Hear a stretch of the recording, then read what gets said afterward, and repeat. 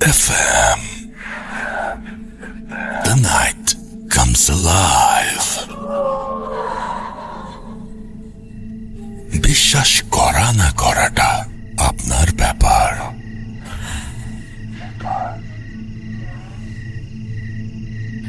তো যাই হোক, এখন চলে যাব ঘটনায় এবং প্রতিদিনের মতো এই ঘটনাটা, আজকে যে ঘটনাটা, সেই ঘটনাটা শুরু করবো একটা ইমেল দিয়ে, যে ইমেলটি আপনি পাঠিয়েছেন, এবং আশা করছি যে সেই ঘটনাটাও আপনাদের ভালো লাগবে। আমি পোস্ট করে দিলাম আজকের যে অতিথিরা আছেন তাদের যে ছবিটা, সেই ছবিটা আমি পোস্ট করে দিলাম, আপনারা এখন পেয়ে যাবেন সেটা। এবং এখন আমি আপনাকে সেই ঘটনাটাই বলবো, যে ঘটনাটা আপনাদের কাছ থেকেই পাওয়া একটা ইমেল আমি পড়ে শোনাচ্ছি। যেভাবে আছে সেভাবেই পড়ার চেষ্টা করছি, আশা করছি আপনাদের ভালো লাগবে।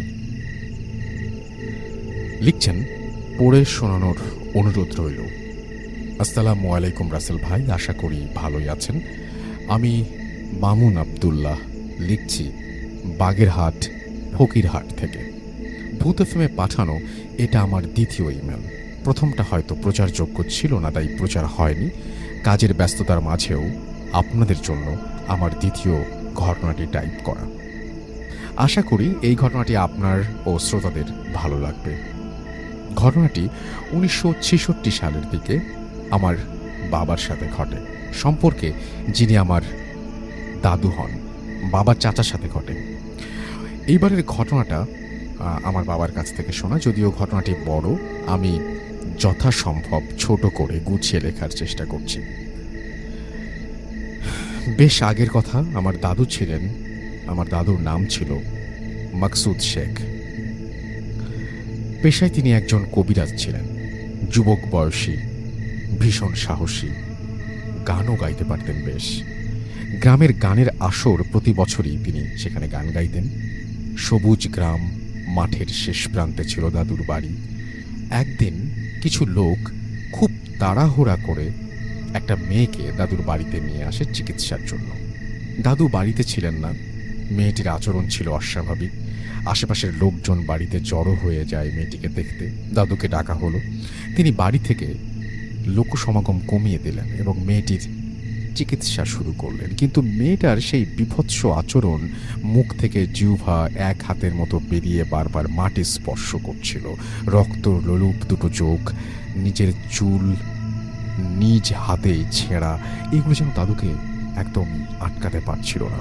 অবশেষে তিনি পারেন, যেটা ছিল সাময়িক একটা চিকিৎসা মাত্র। মেয়েটিকে তেল পড়া, পানি পড়া ইত্যাদি দিয়ে তার পরিবারকে বলে দেন পরের সপ্তাহে আবার নিয়ে আসতে। দাদুর দিনগুলো অন্য কয়েকটি দিনের মতোই কাটছিল। হঠাৎ একদিন রাতে তিনি একটা স্বপ্ন দেখেন। স্বপ্নে তার সামনে বীভৎস, কুৎসিত, বিকৃত চেহারার মাঝবয়সী এক নারী অবয়ব উপস্থিত হয় এবং বলে, আমাকে ওর থেকে আলাদা করিস না, এতে তোর অমঙ্গল হবে।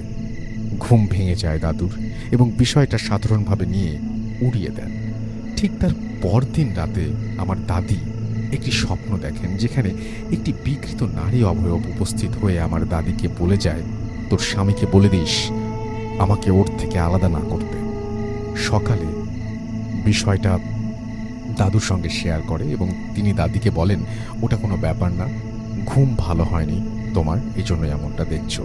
তিনি দাদিকে কিছু নিয়ম কানুন বলে দেন এবং ঘুমানোর আগে তাকে এগুলো পালন করতে বলে দেন। দিনকাল ভালোই চলছিল। 7 দিন পরে সেই মেয়েটিকে দাদুর কাছে আনা হয়। মেয়েটির অবস্থা বেশ বাজে ছিল। আমার দাদু তা ভালোভাবে বুঝতে পারলেন। তার কবিরাজি দক্ষতার ব্যবহার করে তিনি দেখলেন মেয়েটির সঙ্গে একটা জিন আছে, যেটা ছিল একটা মহিলা জিন। তার পরিবারকে কথাটা জানানো হলে তার দাদুর ওপর চিকিৎসার ভার দেন তারা। টুকটাক এইসব জানতেন দাদু। বেশ কিছু সময় ধরে কবিরাজি চালিয়ে জিনটাকে বিদায় করলেন তিনি। এবং কে জানতো যে বিদায় করা ওই জিনটি আমার দাদুর সংসার জীবন এক সময় কাল করে দেবে, কাল হয়ে আসবে। আমার দাদি ছিলেন গর্ভবতী। কোনো একটা কারণে আমার দাদি একদিন রাতে বাইরে আসলেন, হাতে হ্যারিকেনের আবছা আলো। সে আলোয় তিনি উঠোনের পাশে থাকা সজনে গাছের নিচে কিছু একটা দেখতে পেলেন। গোয়ালের গরু টরু হতে পারে ভেবে তিনি একটু কাছে এগিয়ে দেখার চেষ্টা করলেন। কাছে গিয়ে তিনি যা দেখলেন এর পেছনে কোনো যুক্তি খাটে না। তিনি দেখলেন সজনে গাছের নিচে বসে আছে তার রাতের স্বপ্ন দেখা সেই বিভৎস নারীর অবয়বটি, যার গলায় ছিল লাল লাল গোল ছোপ, রক্তের মতো চোখ, এক দৃষ্টিতে তাকিয়ে আছে দাদির দিকে। এই দৃশ্য দেখে দাদি আর নিজেকে ঠিক রাখতে পারলেন না, চিৎকার দিয়ে জ্ঞান হারান তিনি। জ্ঞান ফিরলে তার সাথে ঘটে যাওয়া সব কিছু তিনি খুলে বলেন। পরদিন দাদু তার বাড়ি বন্ধ করে দেন। এরপর বেশ কিছুদিন তেমন কিছু আর হয়নি। একদিন রাতে দাদি পেটে খুব ব্যথা অনুভব করেন। প্রথমবারের মতন বাচ্চা প্রসব করেন তিনি। দাইমা বাচ্চা হাতে নিয়ে নিজেই অবাক। বাচ্চাটি ছিল মৃত এবং তার গলায় ছিল লাল লাল ছোপ, চোখ দুটো ছিল রক্তের মতো লাল, যেন দাদির সেই রাতে সজনে গাছের নিচে দেখা সেই নারীর অবয়বের একটি মূর্তি। পরিবারের শোকের ছাপ, তাড়াতাড়ি দাফন কার্য শেষ করা হয় বাচ্চাটার। এই মর্মান্তিক ঘটনার পর 2-3 মাস সবকিছু স্বাভাবিক ছিল। একদিন পাশের গ্রামের একটা পালা গানের মঞ্চে ডাক পান দাদু। সময় মতো সেখানে উপস্থিত হন। অনুষ্ঠান শেষ করে মাঝরাতের দিকে বাড়ির উদ্দেশ্যে রওনা করলেন। কে জানত ওই রাতে আশাতীত একটা ভয়ঙ্কর ঘটনা ঘটে যাবে তার সাথে। বাড়ি ফেরার পথ ছিল একটা নদীর রাস্তা ধরে ওই রাতে খেয়া ঘাটে পৌঁছালেন দাদু। একটা মাত্রই ডিঙি ঘাটে ছিল।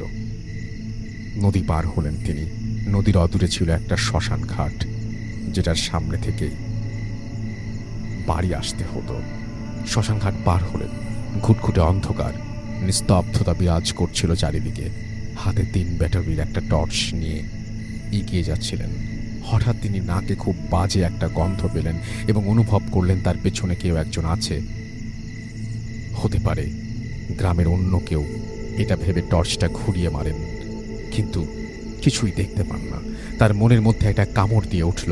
জলদি দোয়া পড়ে নিজের শরীরটা বন্ধ করে নেন এবং আবার বাড়ির পথে যাত্রা শুরু করেন। কিন্তু তার মধ্যে একটা অস্বস্তি কাজ করেই যাচ্ছিল। মাঠের শেষে ছিল কাঁঠালতলার সেই বিরাট বাগান। দিনের বেলা একা সেখানে কেউ যায় না, আর রাতের বেলা ওখান দিয়ে আসা রীতিমতো অসম্ভব। দাদুর চলাচল ছিল ওই রাস্তা দিয়ে, তবুও ওই রাতে ওখান দিয়ে যেতে হবে এটা ভেবে নিজে নিজে একটু ঘাবড়ে যাচ্ছিলেন। কি আর করার, রাত্রি অনেক হয়েছে, অল্প সময়ে বাড়ি যেতে হলে সেই রাস্তাই ধরতে হবে। তাই বেশি কিছু না ভেবে ওই রাস্তা দিয়ে বাড়ির পথে যাত্রা শুরু করলেন। বেশ কিছু দূর এগিয়ে যাবার পর তার নাকে তিনি গন্ধটা পেলেন। গন্ধটা স্বাভাবিক থেকে তীব্রতর হতে লাগলো। তিনি নিজেকে বোঝাতে চাইলেন, না, এটা এমন কিছু না, কিন্তু ভয় তাকে জাপটে ধরেছিল চারিদিক থেকে। পেছন থেকে এবার অদ্ভুত কিছু আওয়াজ তার কানে আসলো। তিনি পেছনে একবারও তাকাননি, তাই টর্চ হাতে সোজা এগিয়ে যান। হঠাৎ তার মনে হলো শুকনো পাতার ওপর দিয়ে কেউ হাঁটলে যেমন মরমর আওয়াজ হয়, এমন আওয়াজ করে কেউ একজন তার পাশে হাঁটছে। মনের অজান্তে পাশের ভয়ঙ্কর বাগানের দিকে তার টর্চের আলো চলে যায়। টর্চের আলোয় তিনি যা দেখতে পান তা হয়তো সেটাই তার জন্য ওই রাতে অপেক্ষা করছিল। হালকা আলোতে তিনি দেখতে পেলেন পাশের একটা কবরের মাটি ভেঙে কি যেন একটা বের হয়ে আসছে। শেয়াল টেয়াল হবে হয়তো, এটা ভেবে নিলেন তিনি, কিন্তু না, ওটা আর কিছুই ছিল না। ওটা ছিল দাদুর স্বপ্নে দেখা সেই বিভৎস নারীর অবয়বটি। দাদু বুঝতে বাকি রইল না আজ খুব খারাপ কিছু ঘটতে চলেছে তার সাথে। হঠাৎ করে লাইটটা হাত থেকে পড়ে বন্ধ হয়ে যায়। ভয়ে একদম গ্রাস করে ফেলে তাকে। কি করবেন ভেবে পাচ্ছিলেন না। ঘুটঘুটে অন্ধকারের মাঝে নিজেকে অসহায় মনে হলো। এইবার সেই নারী অবয়বটি বলতে থাকলো, তোকে বলেছিলাম আমাকে ওর থেকে আলাদা করিস না। কণ্ঠটি হালকা থেকে প্রখর হতে লাগলো, যেন ওটা কাছে এগিয়ে আসছিল। এবং তাই হলো যেটা দাদু অনুমান করছিলেন। পেছন থেকে জাপটে ধরে দাদুকে অবয়বটি। অনেক চেষ্টা করেও নিজেকে ছাড়াতে পারছিলেন না। আল্লাহকে বারবার স্মরণ করছিলেন এবং নিজেকে অবয়বের হাত থেকে আলাদা করার চেষ্টা করছিলেন, কিন্তু না, কিছুতেই কিছু হচ্ছিল না। বারবার ওনার পিঠের ওপর চাপ সৃষ্টি করছিল অবয়বটি। এই বুঝি তার দেহ থেকে প্রাণটা বেরিয়ে যায়। নিস্তেজ হয়ে যান তিনি।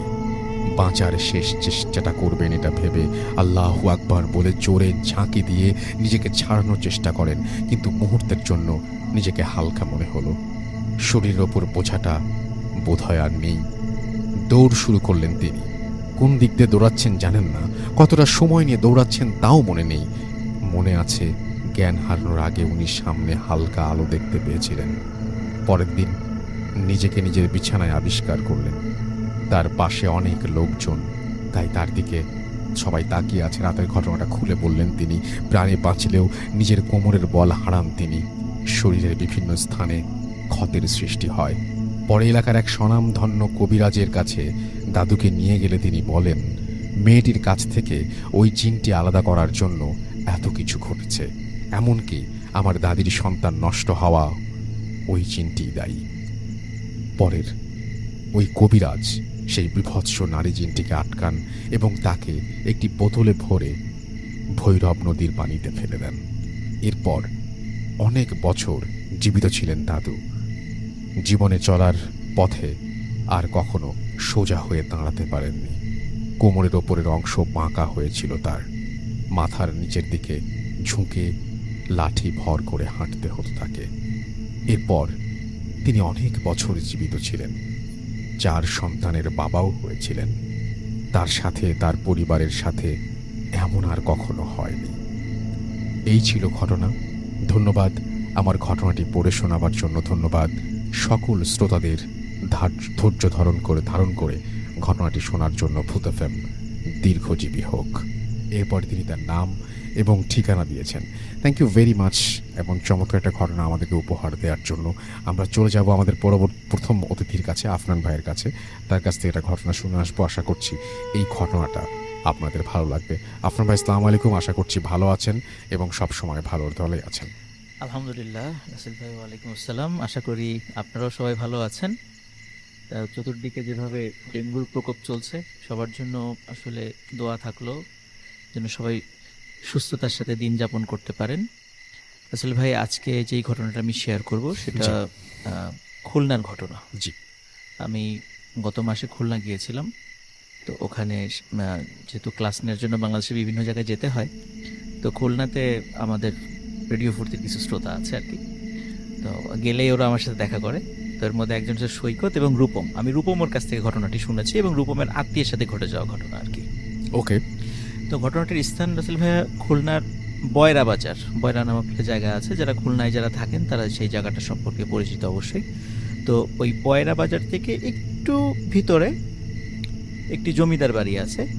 স্থানীয়রা সেটাকে মল্লিক বাড়ি হিসাবে চেনে।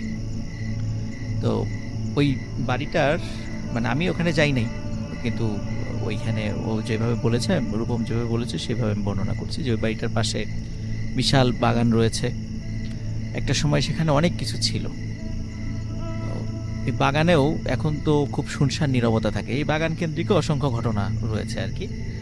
আর ওই বাড়িটা কেন্দ্রিক আছে রাসেল ভাই, সেই যে ঘটনাটা আমি শেয়ার করবো এখন আর কি। তো যিনি মানে এই রূপমের যাদের সম্পর্কে বলেছেন তাদের মানে আত্মীয় আর কি, ভাই হয় সম্পর্কে।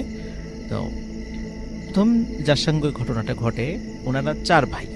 তো একজনের নাম হচ্ছে মহসিন, যিনি সবচেয়ে বড়। মেজজনের নাম হচ্ছে মাসুম, সে দুজনের নাম হলো মামুন, এবং সবার ছোট যিনি নাম হলো মোহাম্মদ আলী। এই 4 ভাই ওনারা। তো ফার্স্ট যিনি মহসিন, যার নাম ছিল, ওর বয়স তখন ছিল 27 কিংবা 28 বছর। ঘটনাটি শুরু কিন্তু 1996-97 সালের দিকে। 27 বা 28 বছর ওনার বয়স ছিল। হঠাৎ মানে এমনিতেও তো ওনাদের ওই জমিদার বাড়িতে বিভিন্ন ছোটখাটো সমস্যা দেখে দেখে ওনারা অভ্যস্ত ছিলেন। বিশেষ করে ওই বাগানের ওই সাইডটাতে মাঝে মাঝে রাতের বেলা অনেক আলো দেখতেন। ওরা দেখে আসলে ওনারা অভ্যস্ত ছিলেন। কিন্তু নতুন করে কিছু সমস্যার সূত্রপাত ঘটে। যেমন হঠাৎ রাতের বেলা ওনার মনে হতো ছাদের উপরে ওই যে আমরা যখন ওই যে বুলডোজার যেটা চলে রাস্তায়, অনেক সময় যে ভয়ঙ্কর শব্দ শুনি বুলডোজার চলে, মনে হতো মানে ছাদের উপর দিয়ে বুলডোজার চলছে, মানে এরকম শব্দ হতো এবং খুব ধূপধাপ শব্দ হতো।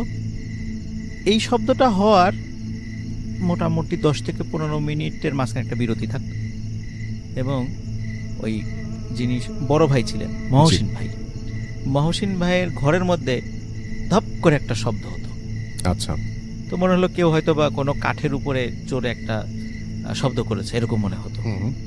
তো এটা হওয়ার পরেই মানে উনি খেয়াল করতেন যে ওনার ঘরের মধ্যে একজন মহিলা মানে এই মাথা থেকে ও মাথা হেঁটে মানে পায়চারি করছে আর কি, এরকম হাঁটাহাঁটি করে।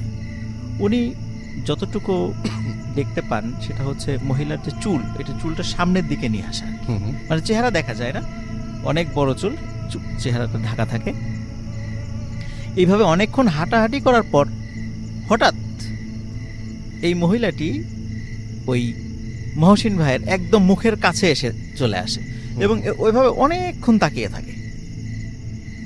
তো উনি যখনই মানে ভয়ে উনি চোখ খুলতে পারেন না, এবং এই ঘটনাটা প্রথম দিন যখন ঘটে ওনার তো মানে বুঝতেই পারছেন যে খুব ভয়ঙ্কর অবস্থা হয়ে যায়। উনি পরিবারের সাথে কথা বলেন যে এরকম উনি ঘটনা দেখেছেন।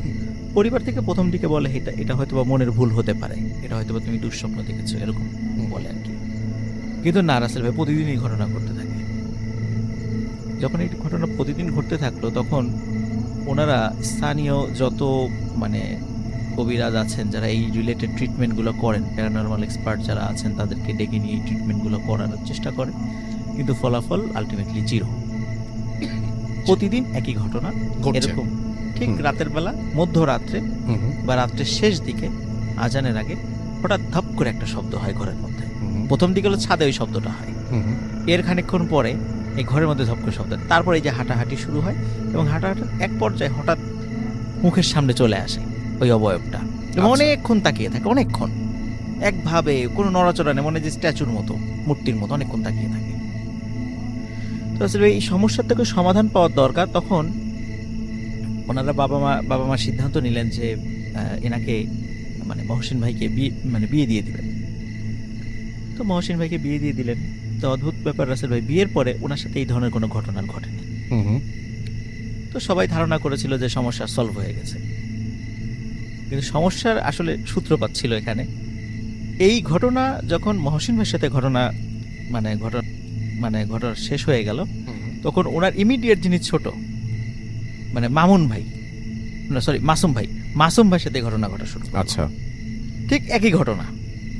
তো মাসুম ভাই ছিল ভয়ঙ্কর টাইপের ভীতু প্রকৃতির লোক। তো ওনার থেকে বয়স 2-3 বছরের ছোট ছিল, জি, মানে মহসিন ভাই থেকে। তখন এই একই ঘটনা ঘটছে এবং উনি আর এটা সহ্য করতে পারতেন না। মহসিন ভাই তো তাও কিছুদিন সহ্য করেছিলেন, উনি কিছুদিন সহ্য করতে, রাত্রেবেলা খুব চিৎকার চেঁচামেচি করতেন, খুবই মানে ওনার শারীরিক অবস্থাও খুব খারাপ হয়ে গেল, মানে খুবই বাজে অবস্থা। তখন পরিবার থেকে চিন্তা করলেন যে যেহেতু মহসিন ভাইকে বিয়ে দেওয়ার পরে সমস্যাটা হয় নাই, তাহলে ওনাকেও যেহেতু বয়স ওনার থেকে 2-3 বছর কম, সুতরাং বিয়ে দেওয়া যাবে, তাকেও বিবাহ দিয়ে দেওয়া হয়। অদ্ভুত ব্যাপার আসলে, বিয়ের পরে কিন্তু তার সাথে এই সমস্যাটা আর ঘটে নাই। আচ্ছা, সবাই চিন্তা করছে আচ্ছা ঠিক আছে, তাহলে সমস্যা হয়তো বা সমাধান হলো। কিন্তু রাসেল ভাই এই সমস্যাটা আবার পর্যায়ে ভর করে তার ঠিক ইমিডিয়েট ছোট চাই মামুন ভাইয়ের সাথে, তার সাথে একই ঘটনা। কিন্তু তারা যেহেতু মোটামুটি সর্বোচ্চ 2 বছরের বা সর্বোচ্চ 3 বছরের ব্যবধান ছিল তাদের বয়সের, তাকেও এই সমস্যা থেকে মানে যেহেতু দেখা গেল দুইজনের একইভাবে সমস্যার সমাধান হয়েছে, তো তাকেও বিয়ে দেওয়া হয় এবং তার সাথেও এই সমস্যাটা থাকে না। আচ্ছা, কিন্তু রাসেল ভাই এই 3 জনের যখন বিয়ে হয় না, সবার যে ছোট ভাই তার বয়স ছিল 12 কি 13 বছর, তখন এর সাথে এই ঘটনা ঘটা শুরু করে। এখন স্বাভাবিকভাবে যেই প্রক্রিয়ায় 3 ভাইয়ের সমস্যাটা সমাধান হয়েছে, সে তো ছিলেন নাবালক ছেলে, তাকে তো বিবাহ দেওয়া যাচ্ছিল না।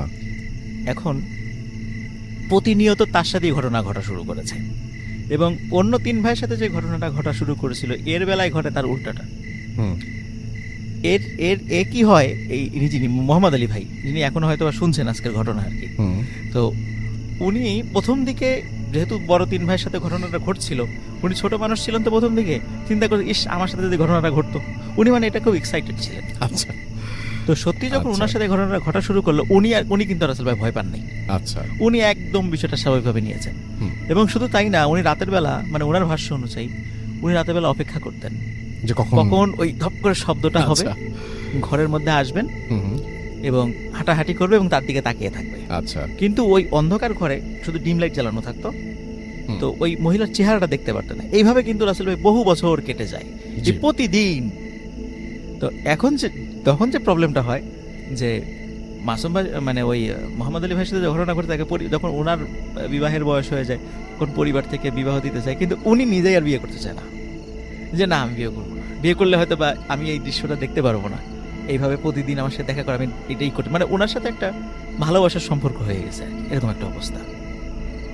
তো একদিন রাসেল ভাই মোহাম্মদ আলী ভাই যেটা করে বসেন আর কি, মানে বেশি সাহস মানে দেখাতে গিয়ে যে ঝামেলাটা বাধায় ফেলেন, সেটা হলো ওই প্রতিনিয়ত যখন ওই কিছুক্ষণ হাঁটাহাঁটি করার পরে যখন একভাবে এসে তাকিয়ে থাকে, ওই দিন মোহাম্মদ আলী ভাই উনি চিন্তা করেছেন যে এর চেহারা তো আমি এত বছরে দেখলাম না, 10-12 বছর হয়ে গেল, আজ তো আমি তো চেহারা দেখলাম না, আজকে চেহারাটা আমি দেখবো, এর চেহারাটা কেমন।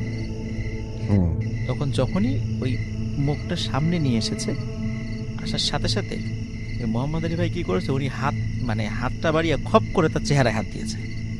আচ্ছা, যে চেহারাটা কেমন, এবং সে কথা বলেছে। রাসেল ভাই একটা বিষয়, এই মহিলা যিনি আসেন ইনি কিন্তু কারোর সাথে কখনো কথা বলে না, কখনো এই 10-12 বছর আসছে কখনো তার সাথে কথা বলেনি।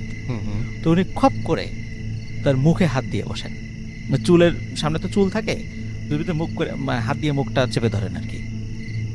তো মোহাম্মদ আলী ভাইয়ের ভাষ্য অনুযায়ী উনি যখন মুখটা চেপে ধরেছেন তখন ওনার কাছে মনে হয়েছে যে 100 বছরের উপরে যে বয়স্ক লোকের চামড়া যেভাবে ঝুলে পড়ে, খসখসে হয়ে যায় ঠিক, এবং খুব শক্ত টাইপের একটা চেহারায় উনি হাত দিয়েছেন এরকম মনে হয়েছে। এবং যখন উনি হাত দিয়েছেন রাসেল ভাই, তখনই ওই ছায়ামূর্তিটি অদৃশ্য হয়ে যায়। আচ্ছা, অদৃশ্য হয়ে যাওয়ার পর এরপরে বেশ কিছুদিন ওই বাসায় আর এই ধরনের ঘটনা ঘটে না। কিন্তু মোহাম্মদ আলী ভাই উনি মন থেকে চাইতেন যে সে আবার আসুক, কিন্তু বেশ কিছুদিন যাবৎ সেটা আর আসে না। পরবর্তীতে আবার আসা শুরু করে, কিন্তু মোহাম্মদ আলী ভাই আর কখনো সাহস করে ওই কাজটা করেন নাই, স্বাভাবিকভাবে আসে।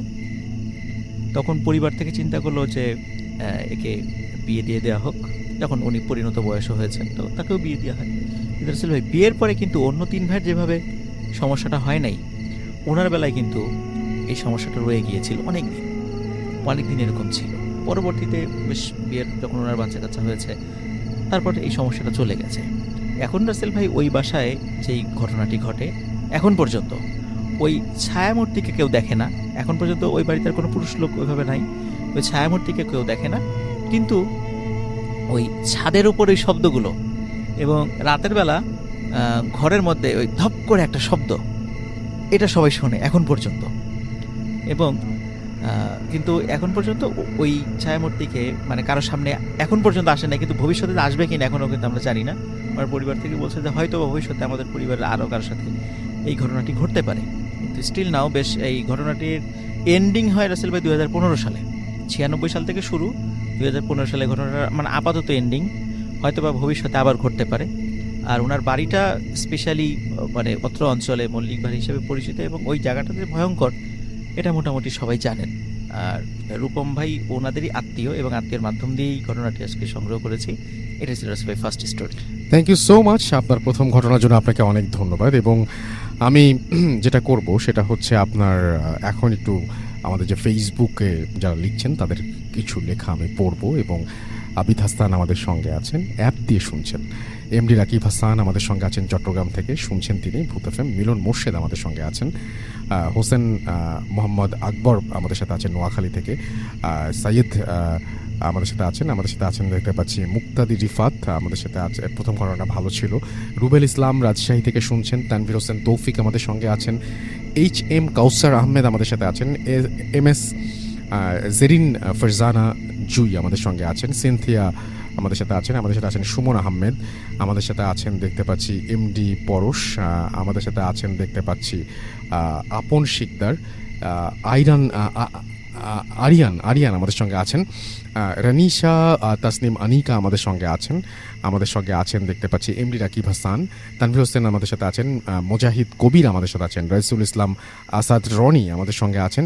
ইমন খান হৃদয় আমাদের সঙ্গে আছেন। অসাধারণ ভয়ঙ্কর ঘটনাটি তিনি বলেছেন। আলিফ আমাদের সাথে, ডক্টর আলিফ, এবং আমাদের সাথে আছেন তিনি, এবং তিনি বলছেন আরে আবরার ভাই, great two see him again. Yes, Abrar ভাই আমাদের সঙ্গে আছেন, এবং কিছুক্ষণের মধ্যে তিনি উইল শেয়ার হিজ স্টোরি, এবং আশা করছি যে আমাদের কিছুক্ষণের মধ্যেই তাকে পেয়ে যাব। অ্যান্ড থ্যাংক ইউ আলিফ আমাদের সঙ্গে থাকার জন্য।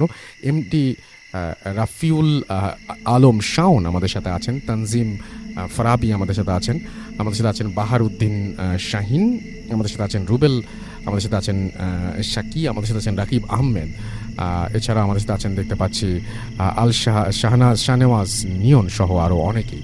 তো আমরা চলে যাব আমাদের তৃতীয় অতিথির কাছে, এবং তিনিও একটা ঘটনা আমাদের সাথে শেয়ার করবেন। তিনি এসেছেন নরওয়ে থেকে। আমরা চলে যাই তার কাছে। আপনার নামটা প্লিজ একটু বলবেন, আপনার কোথায় থাকেন আপনি সেটা একটু জানাবেন, তারপরে আপনার ঘটনা শুনবো আমরা। আসসালামু আলাইকুম। ওয়ালাইকুম সালাম। রাসেল ভাইয়া, আমার নাম তুহি। আমি এসেছি অসলো, নরওয়ে থেকে।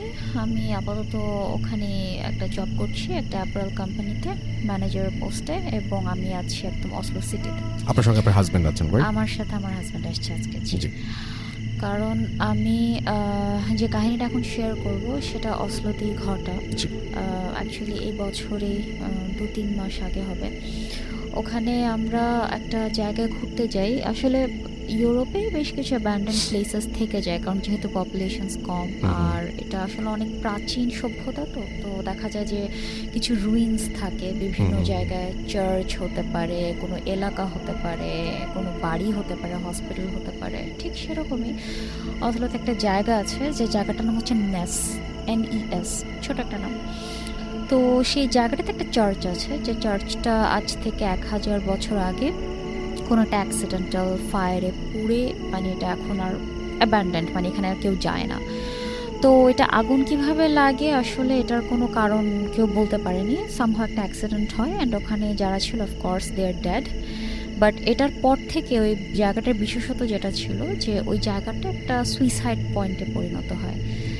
এখন এই জিনিসগুলো আসলে আমরা ওখানে থাকতে থাকতে আসলে এগুলো শুনি, লোক মুখেও শুনি, বা নেটেও সার্চ করে দেখি যে হয়তো একটা সুইসাইড পয়েন্ট হয়ে যায়। বিকজ ওখানে যারাই যায় ডিপ্রেশনে চলে যায়, কারণ অনেকেই কিউরিওসিটি থেকে যায়, অনেকেই মেবি দেখা যায় যে শখের বসে গেছে বা ঘুরতে গেছে, তো ওখানে ডিপ্রেসড হয়ে যায়। আর সেই চার্চের পেছনে একটা পুকুর আছে, ওখানেই অনেকে গিয়ে জাম্প করেছে, এরকমও স্টোরি আছে। আর যেহেতু চার্চ, তো পাশে একটা গ্রেভইয়ার্ড অবশ্যই চার্চের পাশে অলওয়েজ থাকে। আর ওই গ্রেভইয়ার্ডে যতগুলো কবর ছিল, মানে যা দেখে এসেছি, সবগুলোই কিন্তু সুইসাইড কেসে মারা যাওয়া আর কি।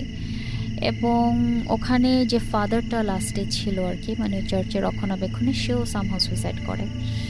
তো এত কিছু শোনার পরেই আসলে আমরা বলি যে আচ্ছা ঠিক আছে, let's go and have a look, যে আসলে কি জিনিসগুলো সত্যি নাকি ম্যান মেড স্টোরিজ। আর নেক্সট জায়গাটা ছিল সিটি থেকে অনেক দূরে, প্রায় আমরা we had to travel around 2.5 hours, অনেক দূরে ছিল, আর খুবই নির্জন একটা জায়গায় ছিল। এবং ওই জায়গাটা যেটা হলো যে Norway is a free land যেটাকে বলা হয়, কারণ যে কেউ পারমিশন ছাড়া যে কোনো জায়গায় যে কোনো টাইমে যেতে পারে। বাট ওই জায়গাটাতে গভর্নমেন্টের পক্ষ থেকে একটা টাইমের পরে যে একটা সিল্ড করে দেওয়া হয়, গেট টেনে দেওয়া হয়। এখন এটা কেন আমি জানি না, মানে এটা কি ভূতপ্রেতের কারণে নাকি অন্য কোনো কারণে হতে পারে। তো ওখানে যখন আমরা যাই, একদম ভর দুপুরে গেছিলাম, কারণ আমরা জানি যে সন্ধ্যার দিকে বা ভর দুপুরে আসলে যদি কিছু এক্সপিরিয়েন্স করতে হয় বা কোনো প্যারানর্মাল কিছু দেখা যায়, এই দুইটা টাইম বেস্ট। তো ওই টাইমটাতে যাওয়ার পরে, আর আমরা যতটুকু জানি যে বাইরে আসলে কুকুর হোক, বিড়াল হোক, মানে যে পেটসগুলো থাকে, এগুলো অলওয়েজ পেটস থাকে, ওয়াইল্ড কিন্তু আসলে এরকম সিটির মধ্যে বা এই ধরনের লোকালয়ে দেখা যায় না সচরাচর। এটা আসলে খুবই অ্যাবসার্ড। বাট ওখানে আমরা যখন জাস্ট গেলাম, বাস থেকে নামলাম, নেমে হাঁটা স্টার্ট করলাম, দেখলাম যে একদম মানে চার্চের সীমানা যখন ঢুকবো জাস্ট ওই টাইমটাতে একটা কুচকুচে কালো বিড়াল, একদম বিড়ালের সাইজটা মানে একটা বলবো যে এক প্রকার মানে ছাগলের সাইজের কাছাকাছি, অনেক বড় অ্যান্ড ভেরি উইয়ার্ড, আর খুবই জঘন্য দেখতে, মানে যেটাকে বলেন ভয়ঙ্কর। আর একটা ওয়াইল্ড ক্যাট, অফকোর্স এটা কারো পেট হতেই পারে না। সে ওখানে গিয়ে এমনভাবে আমাদের রাস্তাটা আটকে দাঁড়িয়েছে, একটু একটা দূরত্ব বজায় রেখে, যে যেন কিনা মানে বিড়ালটা জাস্ট স্টেয়ার করে আছে আমার দিকে। হি ইজ জাস্ট স্টেয়ারিং, মানে আমার মনে হচ্ছে সে এখন কথা বলতে জানতো, সে আমাকে জিজ্ঞেস করতো যে মানে আমাকে আমার নাম ধাম জিজ্ঞেস করা শুরু করতো, মানে এই ধরনের একটা জিনিস। এবং সে পুরো স্টেয়ার করেছিল, আমরা ওয়েট করছিলাম লেট হিম পাস।